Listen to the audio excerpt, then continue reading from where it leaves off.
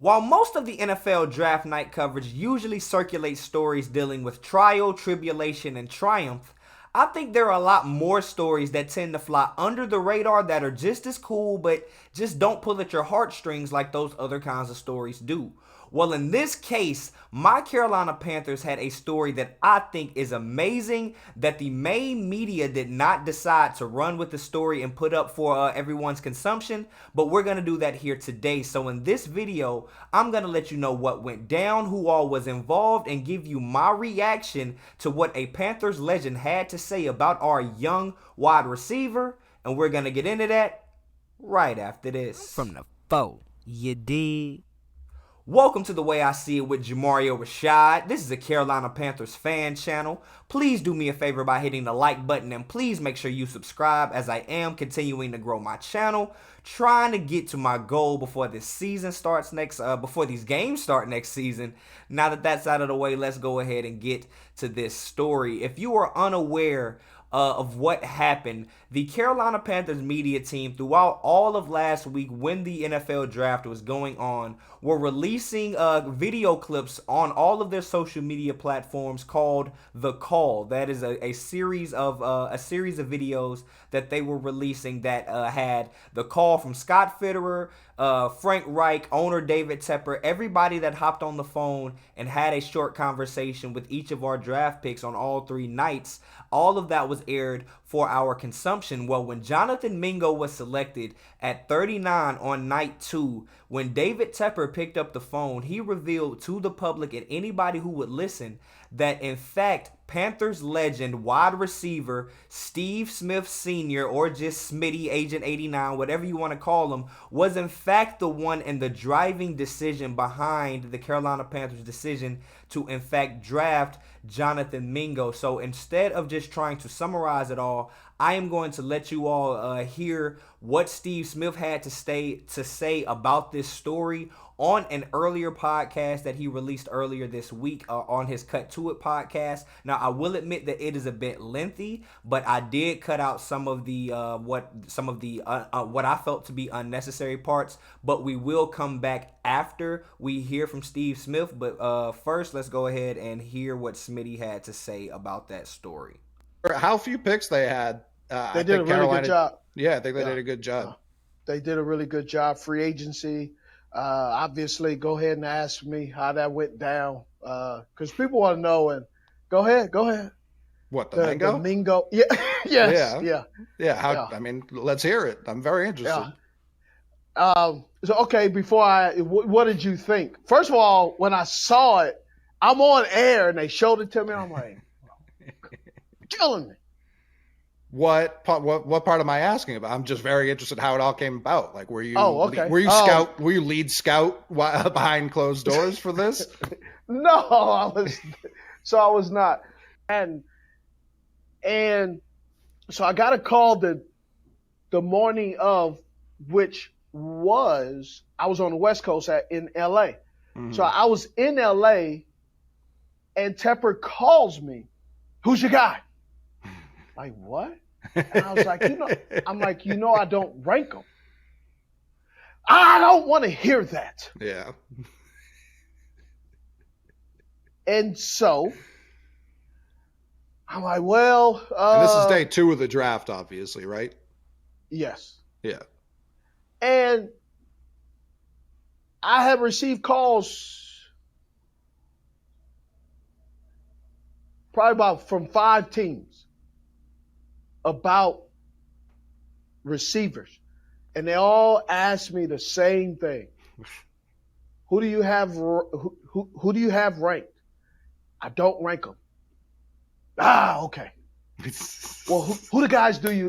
Which guys do you like? And I'm like, I like them all. They all have something, right? That's attractive, that I like, that I would love to take from this guy and give it to him, and take from that guy and give it to him, right? And so obviously with all the guys that were available day 2 in the second round, Mingo was that guy for me that available for at the second round. I believe he is one of the old dying breeds when we look at wide receivers because of his height, the style in which he plays, which is my comp of Eric Moles. Mm-hmm. I believe Eric is a lot. It's not a lot, but slightly faster. And so with Tepper asking me, I just said, hey, so I jotted down really quickly of the guys, and then I actually just ranked them, and then I sent the picture and sent the picture of my rankings. I wrote it on a notepad. All right, here's guys, one, two, and I sent it to him. And he was like, okay, thanks. Right? Had another team ask me, hey, what do you think? And now at this point, let's say this team that asked you is picking one or two spots above the Panthers. It was, but see, here's the thing. Do you give them a different ranking? So no, I did not. I don't want to say I didn't give them a different ranking, but I did. Not necessarily to trick anybody, more of just more of the honor system inside of me. Uh-huh. Right? I didn't want to be like, oh well, I just gave this team my thoughts, and I would just duplicate. Right. So I sat there and I was like, Now, the other team I gave rankings with some of the players that were still taken on there as well. So I rewrote some things. So each team varies on there because some of them are like, hey, we're not going to grab a guy till the 5th or 6th round. So what guys do you like in there? Right. So it all, like I'm saying, it all varies. And they're just calling me and say, hey, what is your process or what do you think? What was Mingo, I got a team pick? What'd you say? Mingo was the 39th pick? So I'm just picturing, I can't remember who had the 38th pick, but then being like, Steve, we need a receiver. And you're like, Mingo stinks. Stay away from him. He's the worst. Well, it was great that the Panthers put out that video. It was the draft call to Mingo being like, if Smitty thinks you're good, we think you're all right. That was awesome. Yeah. No pressure. Just right in front of all the scouts. It's like, hey, you guys are done. I just made one phone call. I was with Mark Ross, and he was like, yes, thanks, Steve. All these scouts did all this hard work, and they call you. And he was like, bang, huh? Right? So there you hear it. There you have it. That was Steve Smith on what happened on the day of the draft. In fact, sharing his side of what happened with the call to the Carolina Panthers, most specifically owner David Tepper. I have a few thoughts about this. First, man, he seemed really, really, really excited to tell this story, man. It wasn't even brought up to him. They were like almost 20-something minutes into the podcast up at this point. You could just see that he was just getting a little giddy. Now, as soon as the first mention of the Carolina Panthers came about, he was like, man, go ahead and ask me. You know what I'm saying? Go on. I know you want to know. But like what I got from that, what it sounded like, and if you could see his face, I couldn't put the entire visual clip in there, of course, but he was just very excited, very giddy, very happy to tell the story, to be a part, of draft night, a part of recent Panthers history, as well, being a part of classic Panthers history, man. And that leads me into my very next point, man. It must be very, very, it must be a very validating feeling to have your knowledge and your say-so be still so valued within this organization. And although that may be the case with other organizations, what makes it so special to me about the Carolina Panthers is the fact that the organization has changed hands since Steve Smith's time in Carolina. Steve Smith was drafted when Jerry Richardson was still the owner. He was already retired when the team was sold.